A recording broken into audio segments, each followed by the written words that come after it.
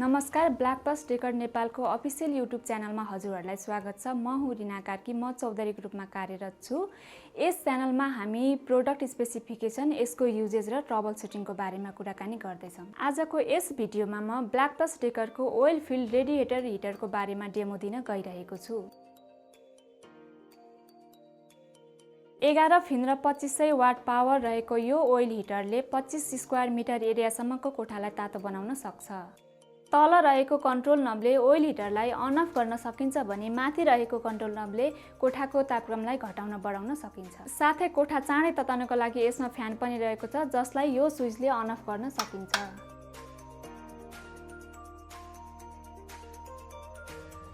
बिजुलीबाट चल्ने यो ओइल हिटरमा प्रयोग हुने तेल हिट रिजर्भ गर्नको लागि प्रयोग हुने हुनाले तेल कहिले फेर्न र भर्न पर्दैन।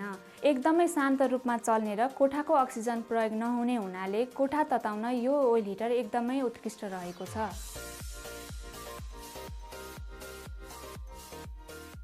अटो कट अफ विशेषता रहेको यो ओइल हिटरमा तार राख्नको लागि कर्ड स्टोरेज र दायाँ बायाँ सार्नको लागि कास्टर व्हील प्रोभाइड गरिएको छ।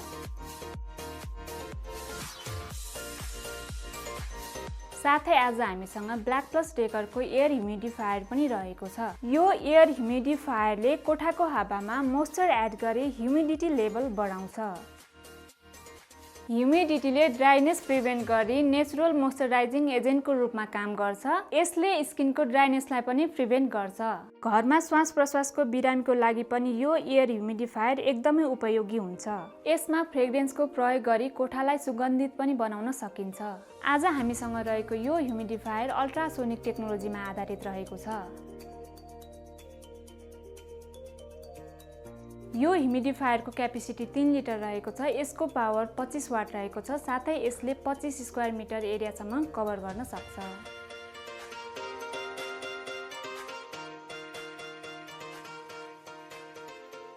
ब्ल्याक+डेकरको ओइल हिटर र एयर ह्युमिडिफायरमा 2 वर्षको वारेन्टी पनि रहेको छ।